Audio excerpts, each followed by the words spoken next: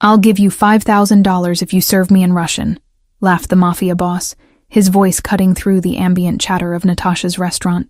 His entourage snickered as he leaned back in his chair, eyes fixed on the young waitress whose name tag read, Anya. Anya clutched her notepad tighter, her knuckles turning white as she forced a polite smile. Behind that practiced expression was a mind racing with calculations. Rent was due in 3 days, her mother's medication costs had doubled, and her scholarship barely covered textbooks. The Mafia boss, known simply as Victor, smirked at her hesitation, clearly enjoying the power imbalance. His designer suit and gold watch screamed wealth, while the bulge beneath his jacket whispered danger to anyone observant enough to notice. "I studied Russian for 4 years before dropping out to support my family," Anya replied in flawless Russian, her accent so authentic it momentarily stunned Victor. The restaurant fell silent as his smug expression transformed into one of genuine surprise. Victor's eyebrows shot up, his lips parting slightly as he registered what had just happened. The men surrounding him shifted uncomfortably, unused to seeing their leader caught off guard by anyone, especially not a server in a modest restaurant. "Come to my office tomorrow at noon," Victor said, sliding a business card across the table while maintaining intense eye contact. $5,000 as promised, and perhaps a conversation about how your talents might be better compensated. Anya took the card with trembling fingers, knowing this moment represented both opportunity and danger. The address printed on the heavy cardstock belonged to one of the city's most exclusive high-rises, a building ordinary people only admired from afar.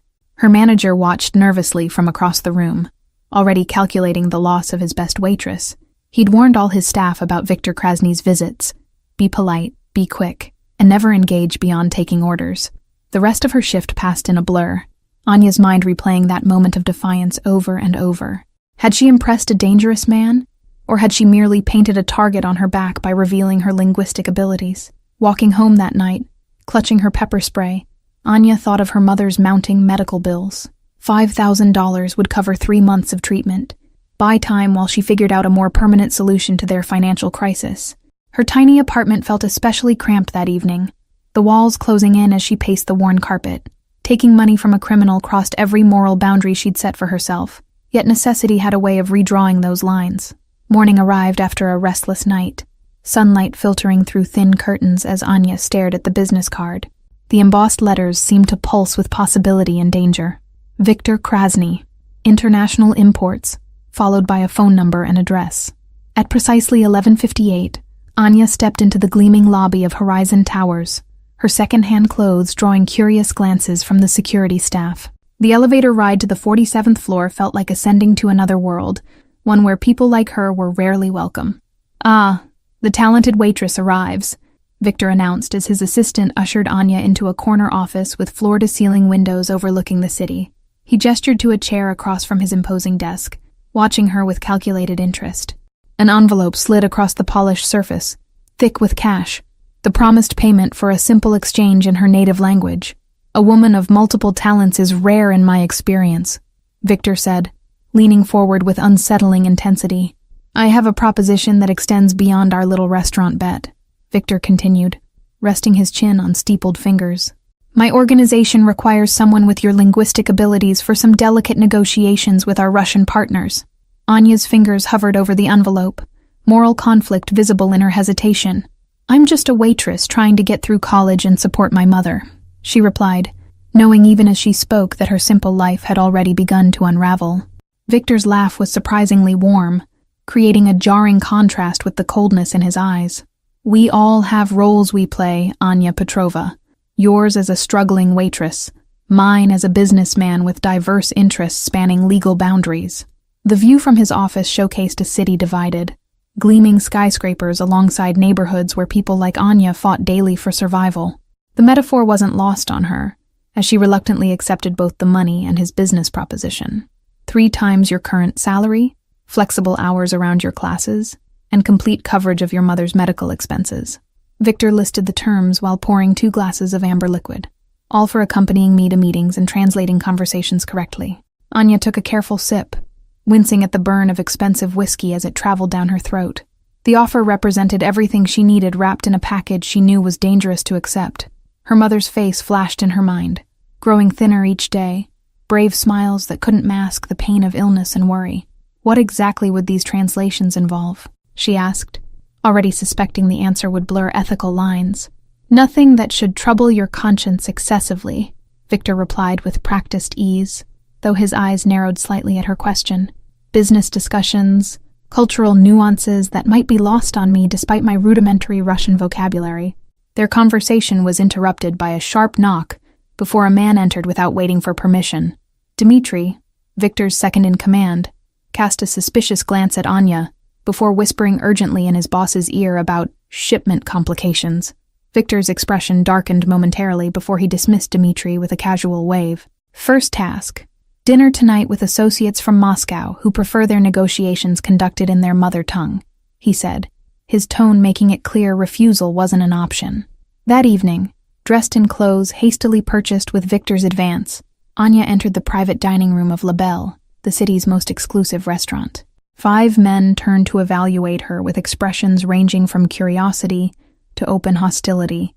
My new cultural attaché, Victor introduced her with a proprietary hand on her lower back that made Anya fight the urge to step away. She'll ensure our conversations lose nothing in translation this evening.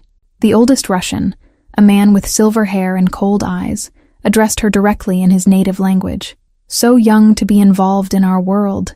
Does she understand what happens to people who misinterpret sensitive conversations? Anya swallowed hard, translating his words precisely for Victor while omitting the threatening undercurrent. Her first lesson in this dangerous new role was already clear. Some things were better left unsaid. Victor's smile never reached his eyes as he responded through Anya, each exchange revealing layers of meaning and hidden agendas. She was no longer just translating words, but navigating a complex web of power, threats, and negotiation. 3 weeks into her new role, Anya developed a system: hospital visits with her mother in the mornings, classes when possible, and evenings spent in luxury restaurants or private clubs where Victor conducted his business. The double life was exhausting, but financially rewarding. Your daughter is glowing these days, the nurse commented to Anya's mother during a treatment session. Whatever new job you mentioned she found, it seems to be doing wonders for her stress levels. If only they knew the truth, Anya thought bitterly, as she smiled and agreed. The physical toll of her secret life was hidden beneath expensive makeup provided by Victor, who insisted his translator always appear polished and professional. In Victor's world, Anya observed a complex hierarchy that reminded her of wild animal documentaries, displays of dominance, careful challenges, and the constant threat of violence lurking beneath civil conversations. She learned to read the room before words were even spoken. You're a natural, Victor commented after a particularly tense meeting with Ukrainian suppliers went surprisingly well. Most people in your position would have cracked under pressure or tried to exploit their knowledge for personal gain. Anya recognized the statement for what it was, both compliment and warning. I'm just doing the job you're paying me for, she replied carefully, maintaining the professional distance that had so far kept her safe. The line between professional obligation and personal involvement began to blur as Victor increasingly requested her presence at events unrelated to business. My associates find you intriguing, he explained when she questioned the necessity of attending a charity gala. That night, watching Victor charm socialites and politicians with the same ease he intimidated rivals, Anya glimpsed something unexpected. Moments of genuine passion when discussing art with a museum curator, a flash of vulnerability when mentioning his childhood. He wasn't always like this, whispered Irina, the elegant wife of one of Victor's associates, noticing Anya's observation. Before his father was killed, Victor studied literature and painted, talents buried under necessity and vengeance. The information shifted something in Anya's perception, complicating her neatly categorized view of Victor as simply dangerous criminal. The realization that he contained depths beyond his fearsome reputation made her job both easier and infinitely more complicated. Her university friends drifted away, unable to relate to her vague explanations about her new job and increasingly expensive possessions. The isolation pushed her further into Victor's orbit, where at least she understood the rules, however dangerous they might be. One rainy Tuesday, Victor unexpectedly asked about her classes, displaying surprising knowledge about her literature major. Dostoevsky understood that every man contains multitudes, saint and sinner existing simultaneously, he commented while reviewing business documents. Their conversation about Russian literature continued for hours, revealing a side of Victor few were privileged to see. When he described his childhood dreams of becoming a professor before family obligations intervened, Anya recognized the shadow of regret in his voice. Perhaps in another life, Victor concluded with uncharacteristic softness, before his phone rang and his expression hardened once more. The glimpse behind his carefully constructed facade vanished as quickly as it had appeared.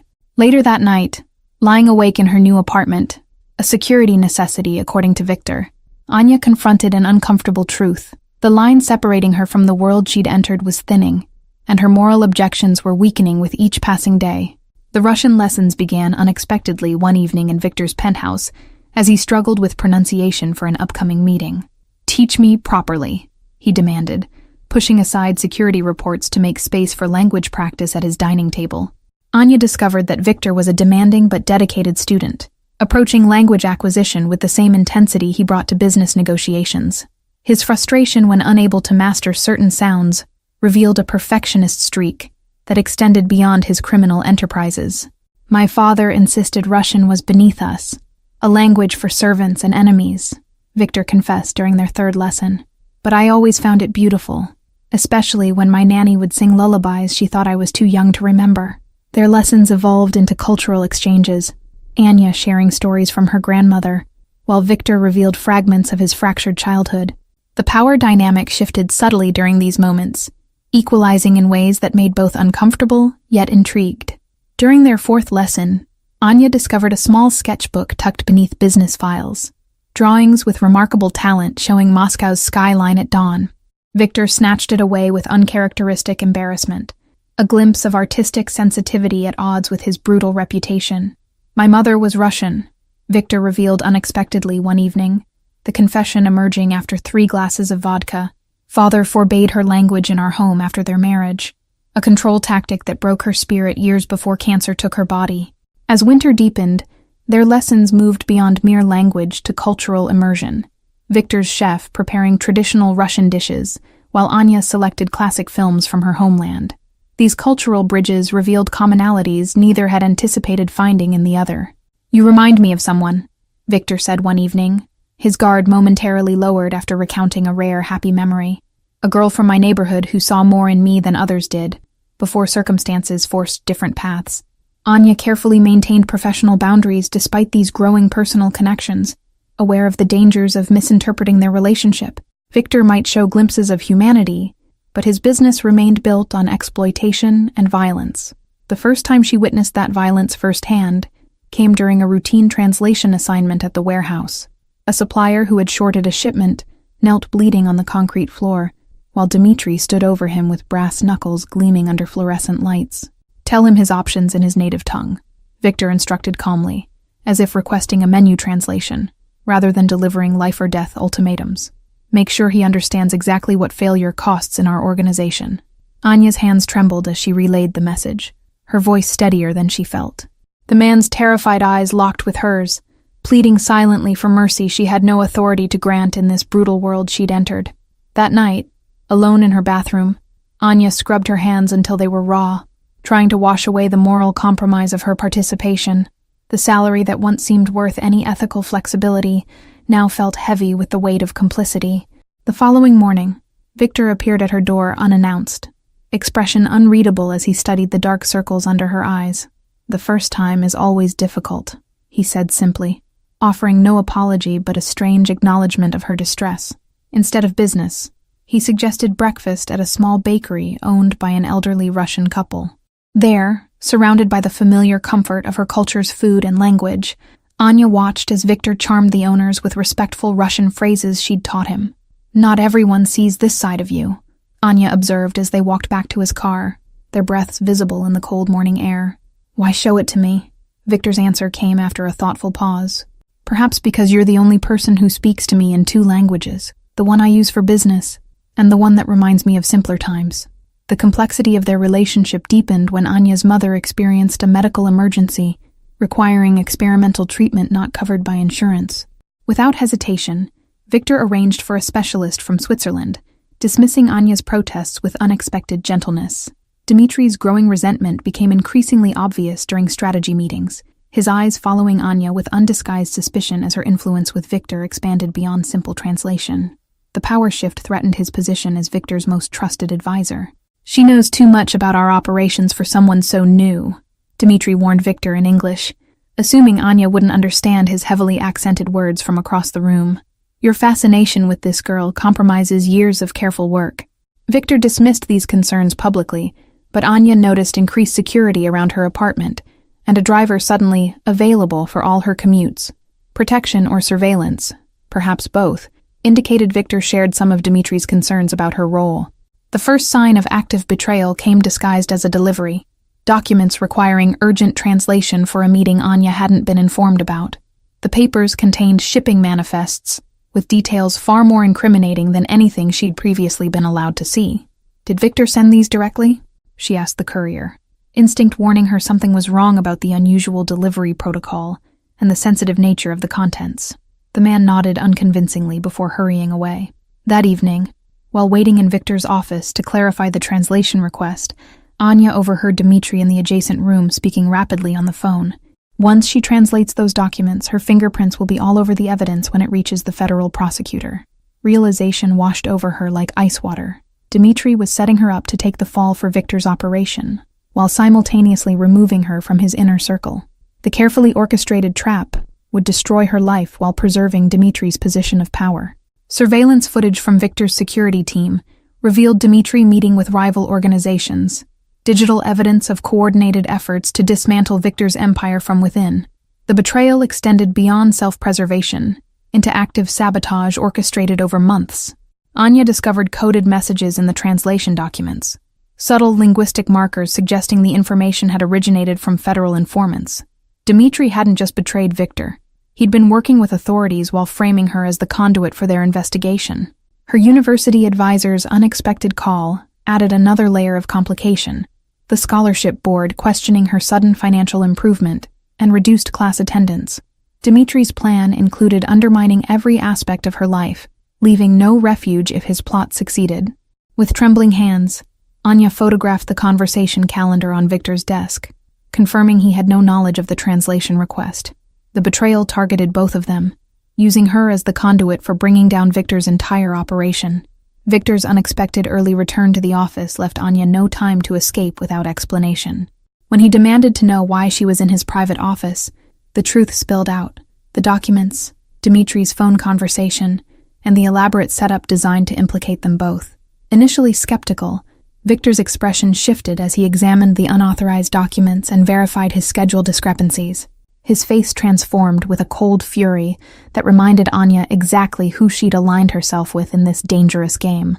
"You could have taken these documents directly to the authorities to save yourself," Victor observed, studying her with new intensity. "Why warn me instead?" The question hung between them, loaded with implications neither was prepared to articulate.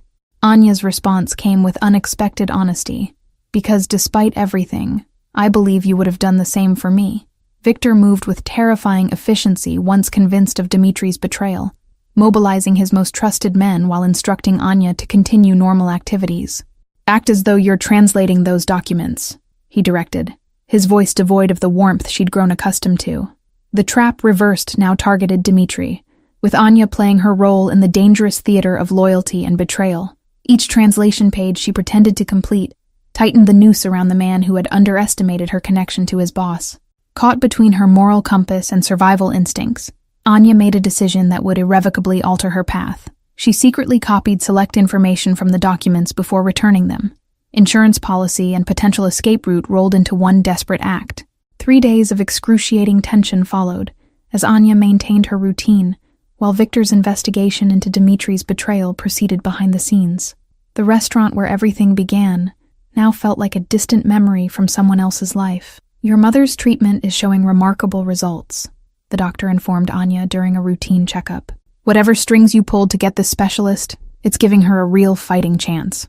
The good news twisted like a knife in Anya's conscience.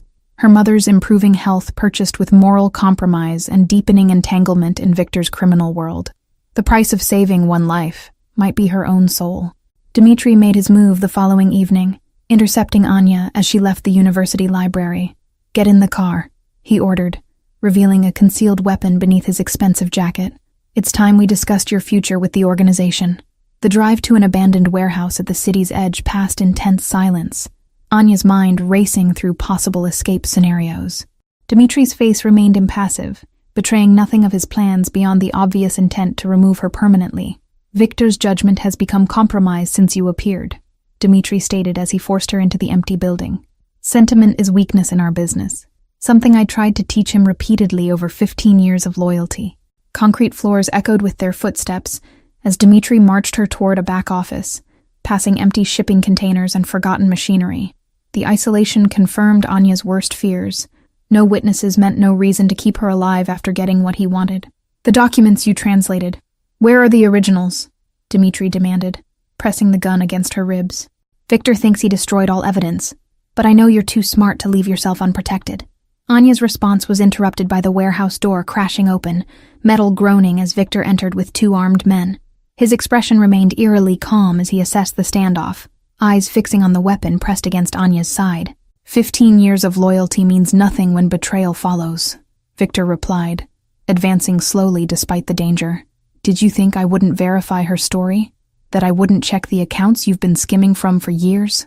The revelation of deeper betrayal registered on Dimitri's face, momentary shock providing the distraction Anya needed. She drove her elbow into his solar plexus, creating precious distance between herself and the gun as she dove behind a shipping container. Gunfire erupted, bullets ricocheting off metal surfaces as Anya crawled desperately toward an exit. Victor's voice carried over the chaos, commanding his men while exchanging shots with his former lieutenant. Through the chaos, Anya spotted a fallen guard's phone, managing to send her location to the emergency contact programmed in her own device, her literature professor, who had once mentioned counter-terrorism consultation work. Help would come, though whether before or after bloodshed claimed more lives remained uncertain. Dimitri's backup arrived, outnumbering Victor's remaining loyal men and forcing them into defensive positions behind shipping containers. The choreography of violence escalated with practiced precision, professionals executing well-rehearsed patterns of territory control and tactical advancement. A spray of bullets shattered the windows above, raining glass that sliced Anya's cheek as she army-crawled toward a maintenance door. Her literature studies felt absurdly distant, Dostoevsky's moral dilemmas exchanged for immediate survival instincts and the metallic smell of blood on concrete. A stray bullet grazed Anya's arm, hot pain blazing across her skin as she fought to remain conscious. The academic who once worried about essay deadlines now struggled to escape crossfire between warring criminals, her new reality stripped of any remaining illusion. Blood loss and adrenaline made the world tilt sickeningly as Anya finally reached a side door. The cool night air hit her face as she stumbled into the alley, survival instinct propelling her forward, despite the growing weakness in her limbs. A familiar black car screeched to a halt beside her, Victor emerging from the driver's seat with blood staining his custom suit. "It's over," he stated simply, reaching for her injured arm with unexpected gentleness. "Dimitri won't betray anyone again." The drive to Victor's private doctor passed in hazy silence, shock setting in as Anya processed how completely her life had transformed. The waitress who once dreamed of literature degrees now sat bloodied beside a man who had killed to protect both her and his criminal empire. 3 fractured ribs, mild concussion, and significant blood loss, the doctor reported to Victor while treating Anya's wounds. "She needs complete rest for at least 2 weeks. No translation work, no university, nothing stressful." Victor nodded curtly, his usual composure restored despite the violence of the preceding hours. Only the occasional glance toward Anya betrayed any concern beyond professional interest in his translator's recovery. Recovery took place not in Anya's apartment, but in a secluded lakeside property Victor claimed belonged to a distant relative. The isolation provided safety, but also forced constant proximity between patient and protector during those critical first days. "The police found Dimitri's body," Victor informed her on the 3rd morning, setting a breakfast tray beside her bed with unexpected domesticity. "Official report says gang violence. Technically accurate if not complete." Anya's hands trembled slightly as she reached for the tea, the reality of her situation crystallizing with brutal clarity. She was now witness to murder, recipient of blood money, and dependent on a criminal's protection. Lines crossed that could never be uncrossed. "My organization is vulnerable while I'm handling this situation," Victor admitted, surprising her with his candor. Dimitri's betrayal has created opportunities for rivals to move against my interests in the city. The unexpected vulnerability in this confession shifted something between them, Victor revealing weaknesses he would show to no one else. Anya recognized the dangerous intimacy developing between captive and captor, victim and protector, student and teacher. During her second week of recovery, Victor received news that his primary distribution warehouse had been seized by authorities, acting on an anonymous tip. His carefully controlled facade cracked momentarily, revealing the panic beneath his composed exterior. "They're closing in from all sides," he murmured, pacing the cabin's living room while making rapid phone calls in multiple languages. "Someone is systematically dismantling everything I've built over 20 years. Anya's suggestion came hesitantly. "Your legitimate businesses, the import company, the restaurants, the art gallery, they're still untouched. Perhaps it's time to consider transitioning completely to legal enterprises." Victor's laughter held no humor as he dismissed the idea. "My legitimate businesses exist to launder money from the others. Without the criminal enterprises, everything collapses, including my protection for you and your mother's medical care." The harsh truth hung between them, both acknowledging the toxic dependency their relationship had cultivated. Anya's moral compromise had grown from one desperate decision into a lifestyle she could no longer easily escape.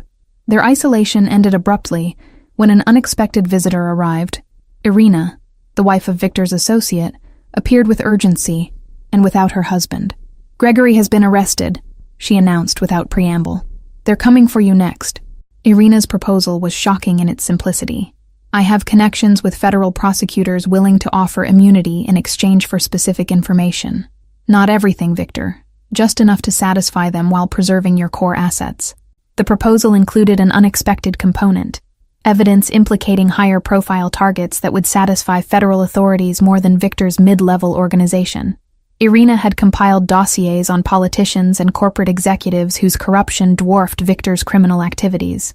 "My husband never knew my true background," Irina explained, removing an expensive wig to reveal closely cropped hair and extracting colored contacts.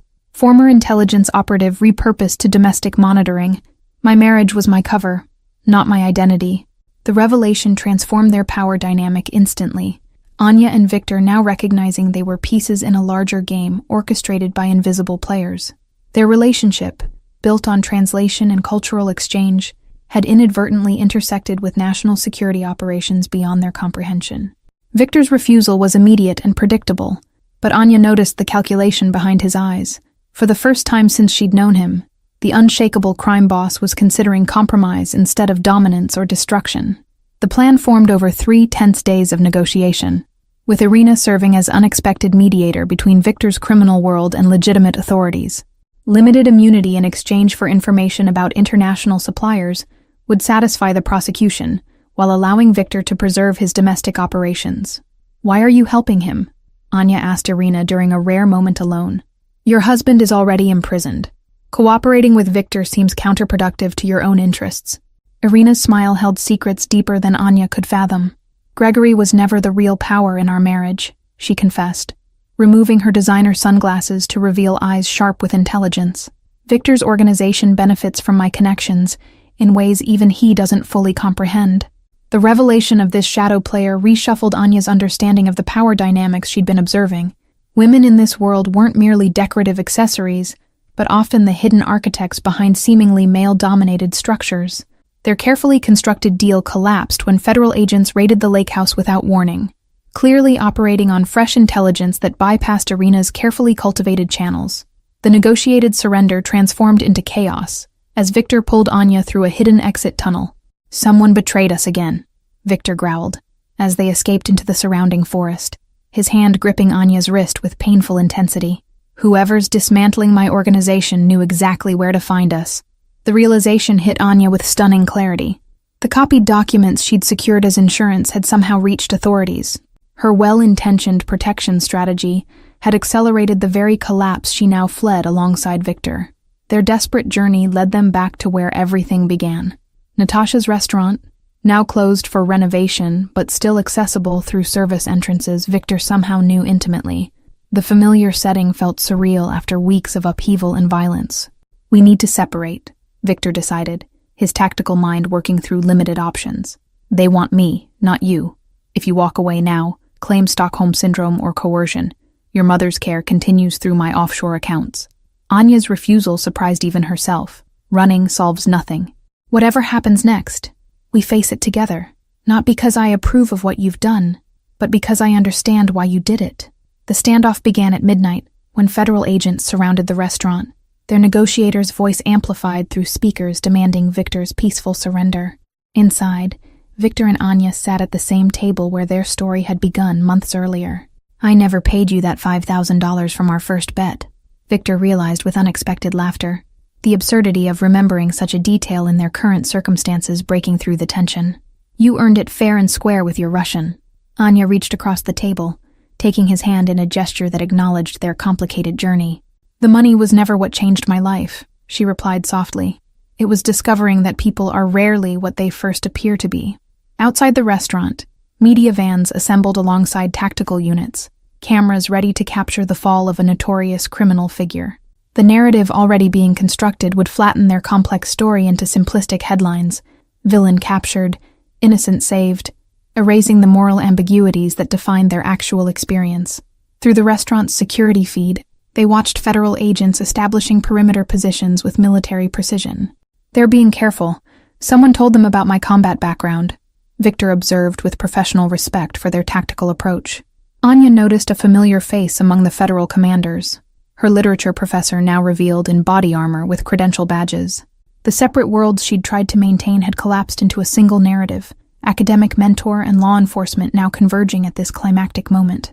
Their moment of connection shattered as the front doors burst open, tactical teams swarming the restaurant with weapons drawn. Victor rose slowly, hands raised in a gesture of surrender that seemed foreign on a man accustomed to commanding rather than yielding. "Victor Krasny, you're under arrest," announced the lead agent, reciting charges that would ensure decades of imprisonment if convicted. The handcuffs clicked around his wrists with finality as Anya watched, heart constricting, despite knowing this moment was inevitable. In his final free act, Victor turned to Anya and spoke in perfect Russian. "Tell them everything, the good and the bad. My redemption was always impossible, but perhaps through your truth, something better emerges from what we built together." 6 months later, Anya sat in a federal courthouse, hands clasped tightly as she prepared to testify in Victor's trial. Her immunity deal, secured through cooperation and the documents she'd preserved, allowed her to speak freely about the organization she'd witnessed from the inside. "Do you swear to tell the truth, the whole truth, and nothing but the truth?" the court official intoned as Anya placed her hand on the Bible. Her affirmation came clear and steady, commitment to honesty now replacing the moral compromises of her past. Victor watched her from the defendant's table, expression unreadable to most observers but conveying subtle acknowledgement to Anya. Their shared language now extended beyond Russian or English. They communicated in the silent vocabulary of two people who had seen each other's true natures. Her testimony walked the delicate line between truth and mercy, providing evidence of criminal activity while contextualizing Victor's complex character. The prosecution wanted a monster. The defense claimed coercion.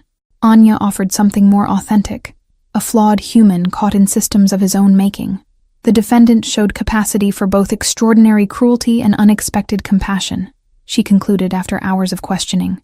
His organization destroyed lives through illegal activities, yet also provided medical care to my mother when legitimate systems failed her. The jury's deliberation lasted 3 days before returning with a verdict that acknowledged the complexity of the case. Victor received a 15-year sentence instead of life, punishment tempered with possibility of eventual redemption through the testimony of the waitress he'd once mocked.